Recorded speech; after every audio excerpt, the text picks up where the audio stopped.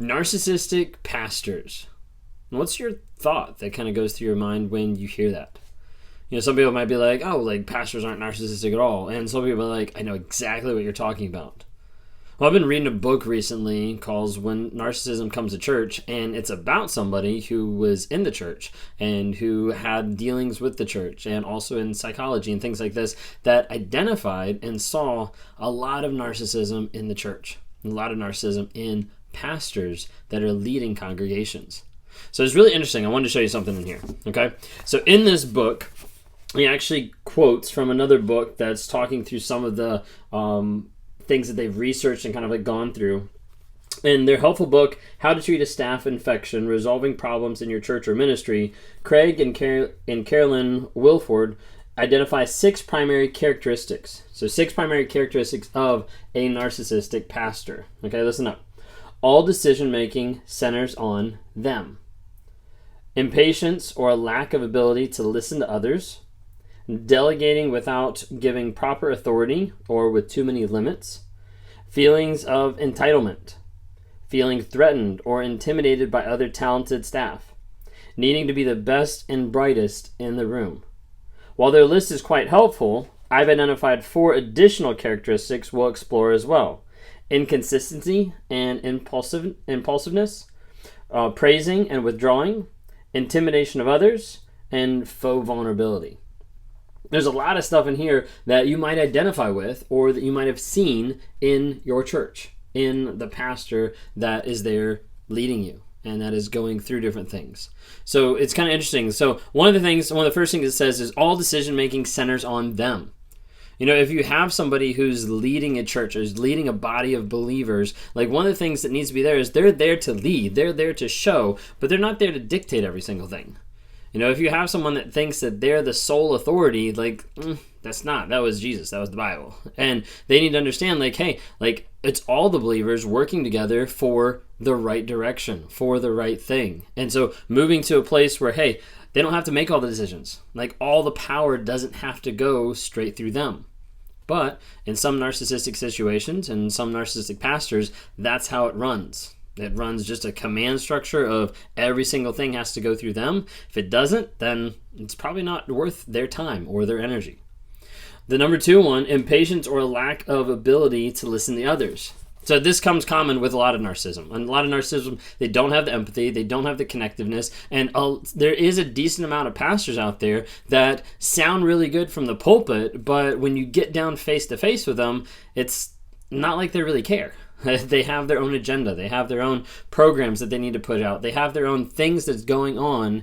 And it's almost like you're sitting there talking to them, interacting, and you see kind of the wheels turning that they're listening to respond, not listening to understand, and not listening to hear.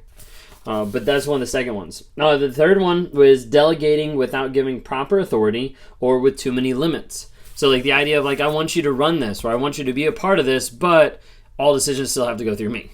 Or, I want you to be a part of this, I want you to do this, but, you're going to be strapped with making these decisions or strapped with how this goes. So, the idea of, I want you to start off a program and, hey, I'm delegating, but in reality, it's not real delegation. It's not real, hey, this is your project, here's, the general guidelines, and you have the authority to run with it. Versus, controlling and manipulating the whole project, the whole program.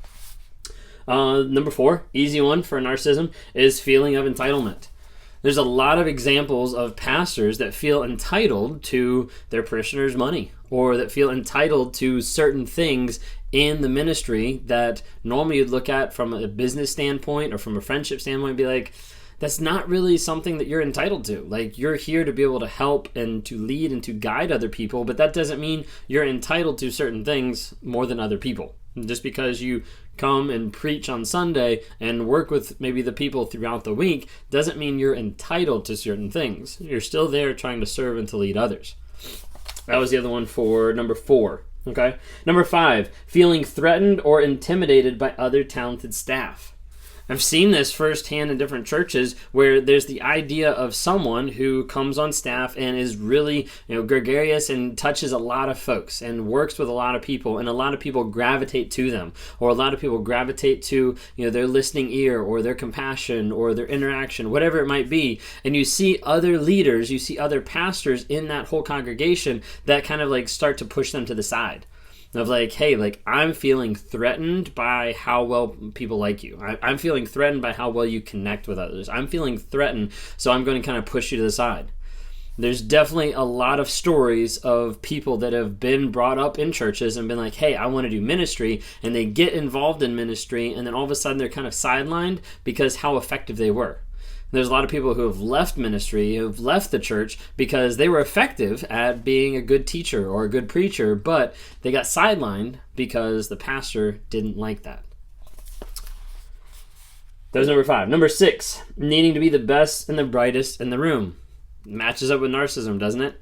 So with that, you have a pastor that, can't take constructive criticism, or can't take another person in the room that might be smarter in a different aspect. But no, like it's their program, it's their thoughts, it's their ideas that have to be fulfilled, that have to be brought to fruition like the whole way through, and it has to be that way.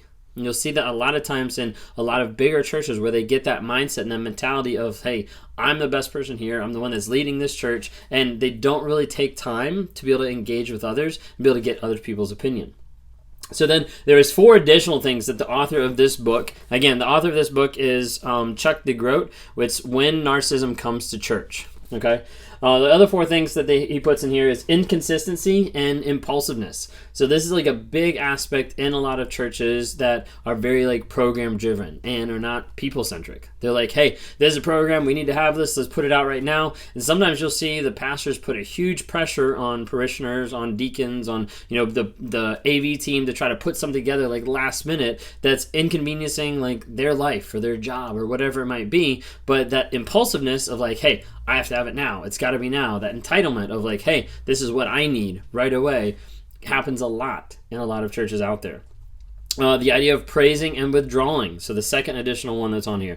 And you see this through narcissism with love bombing and devaluing. But you also see it in churches. You see it in pastoral meetings. You see it in deacon councils. Like you see it with pastors where they'll praise and withdraw from different people to be able to get what they want. That might be because they're jealous, like we talked about before. That might be because they're insecure. That might be because there's something that they see there that they didn't like. So maybe the other person gave an opinion that was against the pastors. Maybe the other person gave a thought that didn't line up with what the pastor wanted to do. So, we're going to withdraw a little bit. Maybe we're going to give a little bit of the silent treatment. It happens.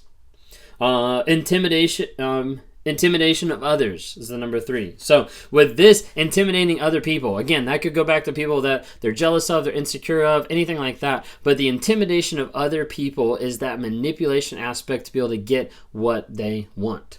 Okay, and then the last one that's on here is faux vulnerability. So like fake vulnerability. So like the idea of being vulnerable, but that vulnerability is in the past. It's not something that's present. It's not something that's saying like, hey, I still struggle with things, but it's like I used to struggle with this. It gives the idea of being superior, of being better, of having arrived at that Christian high plane of, hey, this is who I am, this is how good I am, and this is stuff I used to struggle with. You can be better too. That kind of a thing.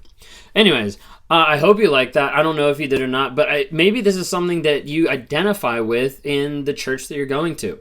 This isn't something that I identify with the current church I'm at, or in the pastors that I interact with on a weekly basis. But you might be in a church that this is something that's happening. Like you're seeing it. You're seeing it on stage. You're seeing it when they interact with other people. You're seeing it in the different meetings and things like they have of like, wait, like this person appears different on stage versus in person versus in a meeting. And you start to realize like, hey, there might be strains of like narcissism coming out in this person and how they lead, how they interact, and how they don't engage on a spiritual level all the time, or how they don't engage on a personal level or an emotional level or an empathetic level. So Be interesting. If you're interested in learning more about it, definitely check out the book When Narcissism Comes to Church by Chuck DeGroat. I'm considering doing some other videos about narcissism in the church, about narcissism in Christianity, and narcissism with pastors. And if you're interested in hearing more about that, just leave a comment below just so I can be able to hear and get some feedback from you guys of what you guys are interested in learning more about.